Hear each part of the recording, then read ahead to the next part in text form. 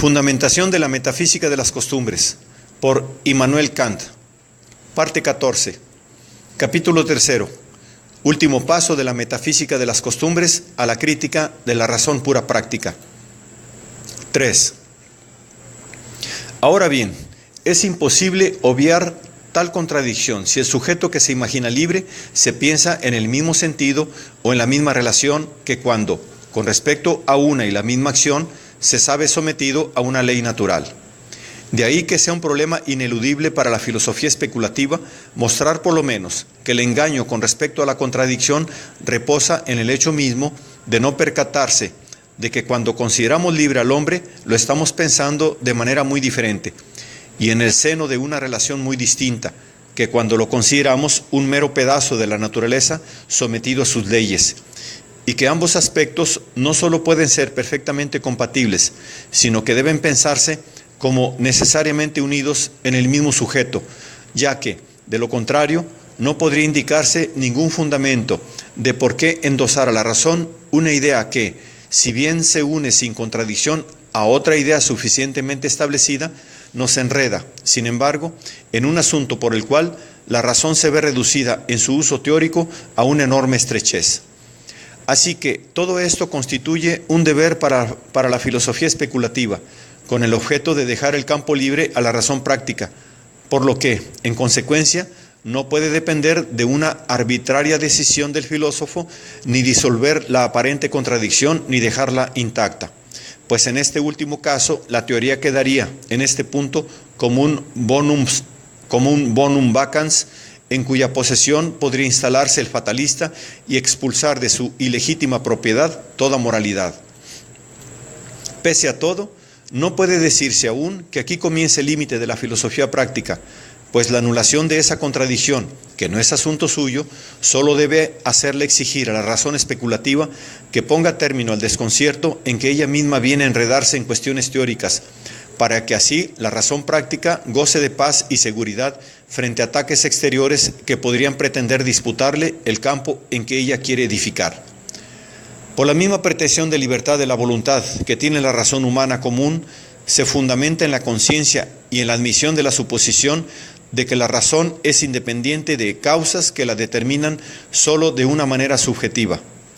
Causas que constituyen todas ellas lo que pertenece exclusivamente a la sensación y que se agrupan, por lo tanto, bajo la denominación de sensibilidad. El hombre, que de esta forma se considera inteligencia, se sitúa así en un orden de cosas muy diferente y en una relación para con fundamentos determinantes de muy otra índole, dotado de voluntad y por tanto de causalidad, que cuando se percibe como un fenómeno en el mundo sensible, cosa que, por otra parte, es realmente, y somete su causalidad a leyes naturales siguiendo una determinación exterior. Solo que muy pronto se convence de que ambas cosas pueden ser a la vez, o mejor aún, de que deben ser a la vez, pues no hay la menor contradicción en que una cosa como fenómeno, perteneciente al mundo sensible, esté sometida a ciertas leyes, y que esa misma cosa, como cosa o ser en sí mismo, sea independiente de dichas leyes. Y el hecho de que él mismo deba representarse y pensarse de esa doble manera obedece, en lo primero, a la conciencia que tiene de sí mismo como objeto afectado por los sentidos, y en lo segundo, a la conciencia que tiene de sí mismo como inteligencia, o sea, como independiente de las impresiones sensibles en el uso de su razón, es decir, como perteneciente al mundo inteligible. De aquí viene que el hombre no solo se atribuye una voluntad que no admite nada de lo que pertenece a sus apetitos e inclinaciones, sino que además piense como posibles y hasta como necesarias, por medio de su voluntad, aquellas acciones que solo pueden suceder despreciando todos los apetitos e inclinaciones sensibles. La causalidad de estas acciones reside en él, en cuanto a inteligencia, y en las leyes de los efectos y acciones que siguen principios de un mundo inteligible, del cual solo llega a saber que la razón, y solo la pura razón, independientemente de la sensibilidad, prescribe leyes. Igualmente, puesto que en este mundo él es, como mera inteligencia, el propio yo, mientras que como hombre no es más que el fenómeno en sí mismo. resulta que tales leyes le atañen inmediata y categóricamente, de manera que las estimulaciones de sus apetitos e impulsos, y por tanto la naturaleza entera del mundo sensible, no puede menoscabar las leyes de su querer como inteligencia, y ello hasta el punto de que él mismo no responde de aquellos apetitos e impulsos ni los atribuye a su propio yo, o sea, a su voluntad, aunque sí es responsable de la complacencia que pudiera manifestarles si les concede influjo sobre sus máximas en perjuicio de las leyes racionales de la voluntad. La razón práctica no traspasa sus límites al pensarse en un mundo inteligible, mientras que sí lo hace cuando quiere intuirse, sentirse en ese mundo. Lo primero es solamente, con respecto al mundo sensible, un pensamiento negativo que no da ninguna ley a la razón en la determinación de la voluntad. Solo es positivo en un aspecto, en que esa libertad, como determinación negativa, va unida al mismo tiempo a una facultad positiva y a una causalidad de la razón que llamamos voluntad y que es la facultad de obrar de tal forma que el principio de las acciones se adecue a la esencial propiedad de una causa racional, es decir, a la condición de una validez universal de la máxima como ley. Pero si además fuera en busca de un objeto de la voluntad, esto es, de una causa motivadora tomada del mundo inteligible, entonces traspasaría sus límites y pretendería conocer algo de lo que en realidad nada sabe. En este sentido, el concepto de un mundo inteligible no es más que un punto de vista que la razón se ve obligada a tomar fuera de los fenómenos para pensarse a sí misma como práctica, punto de vista que no sería posible si los influjos de la sensibilidad fueran determinantes para el hombre, y que además resulta necesario si no quiere quitársele al hombre la conciencia de su yo como inteligencia, y por lo tanto como causa racional y activa por medio de la razón, es decir, libremente eficiente. No hay duda de que este pensamiento produce la idea de un orden y una legislación distintos a los del mecanismo natural relacionado con el mundo sensible y hace necesario el concepto de un mundo inteligible, como el conjunto de los seres racionales en cuanto cosas en sí, pero sin la menor pretensión de pensarlo más que según su condición formal, o sea, según la universalidad de la máxima de la voluntad como ley y por consiguiente, según la autonomía de la voluntad, que es lo único que resulta compatible con su libertad. En cambio, todas las leyes que se determinan en función de un objeto dan como resultado heteronomía, que no puede encontrarse más que en leyes naturales y que solo se refiere al mundo sensible. Ahora bien, si la razón emprendiera la tarea de explicar cómo puede ser práctica la razón pura, que vendría a ser lo mismo que explicar cómo es posible la libertad, entonces traspasaría todos sus límites. En efecto, no podemos explicar nada más que reduciéndolo a leyes cuyo objeto pueda darse en alguna experiencia posible. Mas la libertad es una idea pura, cuya realidad objetiva no puede exponerse de ninguna manera por leyes naturales, ni por tanto en ninguna experiencia posible. Por consiguiente, puesto que nunca puede darse un ejemplo de ella por medio de ninguna analogía, no cabe concebirla ni conocerla, sino que sólo vale como necesaria suposición de la razón en un ser que crea tener conciencia de una voluntad, es decir, de una facultad diferente de la mera facultad de desear. En una palabra, la facultad de decidirse a obrar como inteligencia, según leyes de la razón, independientemente de los instintos naturales. Pero donde termina la determinación por medio de leyes naturales, acaba toda explicación y solo queda la defensa, es decir, el rechazo de los argumentos de quienes pretenden haber intuido la esencia de las cosas y declaran, sin ambages, que la libertad es imposible. Solo cabe mostrar a estos que la contradicción que suponen haber descubierto aquí no consiste más que en que, para hacer valer la ley natural con respecto a las acciones humanas, no tienen más remedio que pensar al hombre solo como fenómeno, y que cuando se les exige que lo piensen también como inteligencia, como cosa en sí, siguen considerándolo fenoménicamente, por lo que no es de extrañar que capten como algo contradictorio intentar separar la voluntad del hombre, fuente de su causalidad, de todas las leyes naturales del mundo sensible.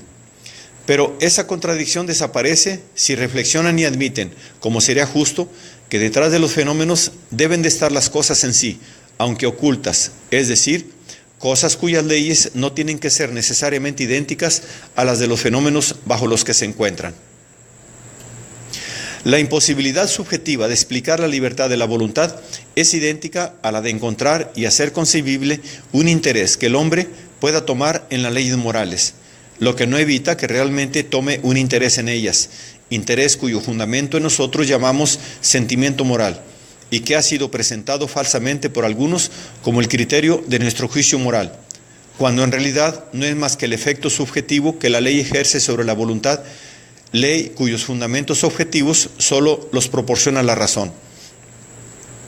Para que el ser racional afectado por los sentidos quiera lo que la sola razón le prescribe como un deber, hace falta, sin duda alguna, una facultad de la razón que inspire un sentimiento de placer o satisfacción por el cumplimiento del deber, y, por consiguiente, hace falta una causalidad de la razón que determine la sensibilidad conforme a sus principios.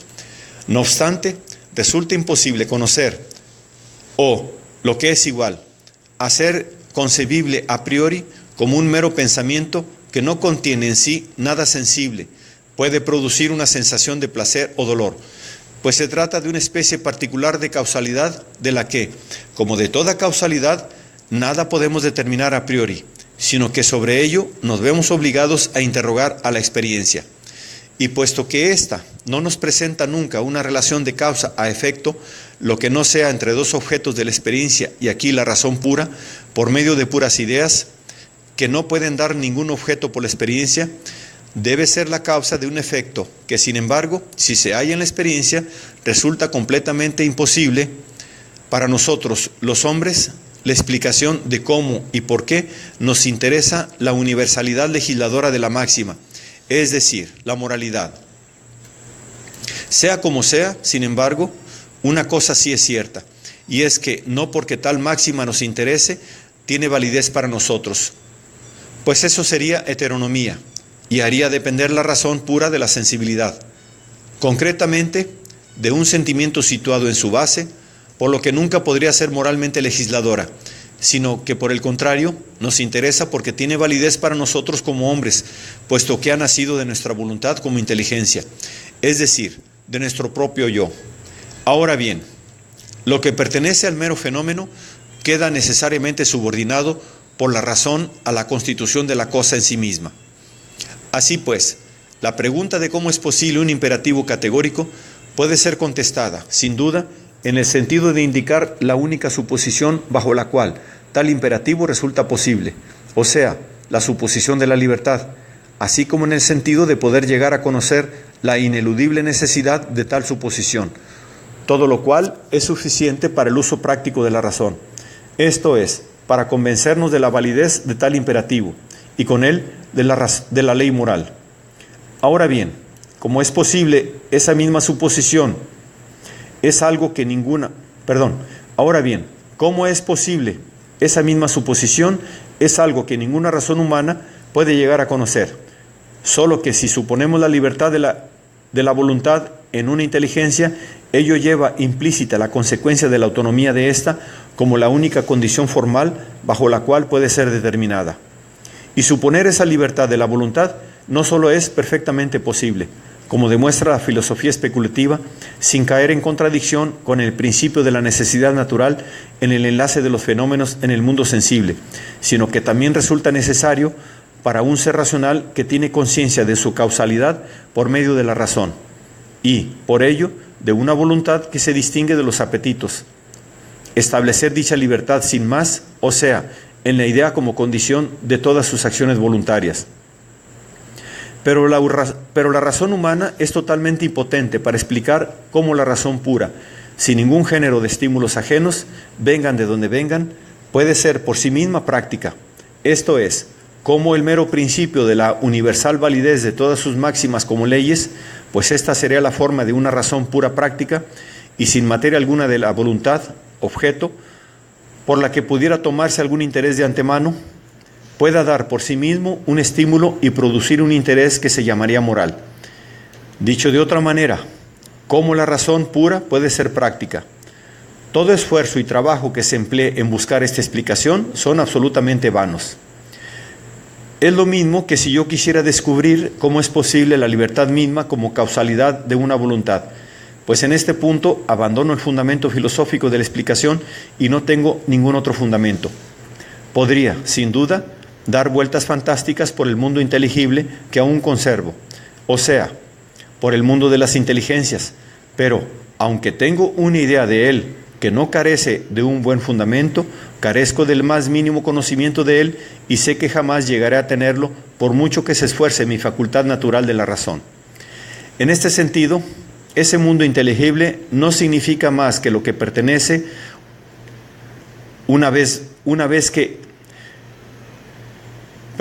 en este sentido, ese mundo inteligible no significa más que lo que pertenece una vez que he excluido de los fundamentos que determinan mi voluntad todo lo que pertenece al mundo sensible, con el objeto de reducir el principio de las causas motrices al campo de la sensibilidad, limitándolo y mostrando que no lo abarca absolutamente todo, sino que fuera de él hay algo más, que sin embargo no conozco. Si de la razón pura que piensa ese ideal separamos toda materia, esto es, todo conocimiento de los objetos, no nos queda más que la forma, es decir, la ley práctica de la universal validez de las máximas,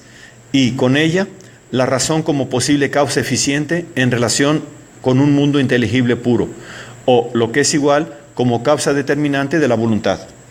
Aquí tiene que faltar por completo cualquier estímulo, pues la idea misma de un mundo inteligible debe constituir justamente el único estímulo que logre que la razón tome un interés desde el principio. Ahora, hacer concebible todo esto es precisamente el problema que no nos es posible resolver. He aquí, por tanto, el límite supremo de toda investigación moral. Determinarlo es de enorme importancia para la razón, pues, por una parte, así no se ve obligada a buscar en el mundo sensible y de un modo perjudicial para las costumbres el motor supremo y un interés concebible, pero empírico, y por otra parte, no despliega infructuosamente sus alas en el espacio, para ella vacío, de los conceptos trascendentes bajo el nombre de mundo inteligible, sin avanzar ni un paso y perdiéndose entre fantasmas. Por lo demás, la idea de un mundo inteligible puro, como un conjunto de todas las inteligencias al que nosotros mismos pertenecemos como seres racionales, aunque, por otro lado, somos miembros también del mundo sensible, sigue siendo una idea utilizable y permitida para el establecimiento de una fe racional, aun cuando todo saber positivo haya su término en sus límites, así como para que el magnífico ideal de un reino universal de los fines en sí, seres racionales, al que solo podemos pertenecer como miembros cuando nos conducimos cuidadosamente, siguiendo máximas de la libertad como si fueran leyes de la naturaleza, produzca en nosotros un vivo interés por la ley moral. Observación final. El uso especulativo de la razón aplicada a la naturaleza conduce a la necesidad absoluta de alguna causa suprema del universo, mientras que el uso práctico de la razón aplicada a la libertad conduce también a una necesidad absoluta, pero solo de las leyes de las acciones de un ser racional en cuanto tal. Ahora bien, es un principio esencial de todo uso de nuestra razón elevar su conocimiento hasta la conciencia de su necesidad, pues sin ella no sería nunca conocimiento de la razón. Pero también es una limitación esencial de la misma razón el no poder conocer la necesidad ni de lo que existe o sucede, ni de lo que debe suceder sin poner una condición bajo la que ello existe o sucede o debe suceder. De esta forma, sin embargo, a causa de la constante pregunta sobre la condición, la satisfacción de la razón queda perpetuamente aplazada, y por eso busca ésta sin descanso lo que es incondicional necesario, y se ve obligada a admitirlo sin ningún medio para hacérselo concebible. Bastante contenta queda cuando puede hallar el concepto que resulta compatible con tal suposición. No se trata, desde luego, de censurar a nuestra razón por la deducción que lleva a cabo del principio supremo de la moralidad, pues en ese caso sería necesario más bien un reproche a la razón humana misma por no poder hacer concebible una ley práctica incondicionada, como tiene que serlo el imperativo categórico, en su absoluta necesidad. Solo que si no quiere hacerlo por medio de una condición, o sea, por medio de algún interés puesto como fundamento, entonces no hay que censurarla por ello en absoluto, ya que entonces no sería una ley moral, es decir, una ley suprema de la libertad. En conclusión, si es bien cierto que no concebimos la necesidad práctica incondicionada del imperativo moral, también lo es que concebimos al menos su inconcebibilidad. Y esto es todo lo que, en justicia, puede exigirse de una filosofía que aspira a alcanzar, mediante principios, los límites de la razón humana.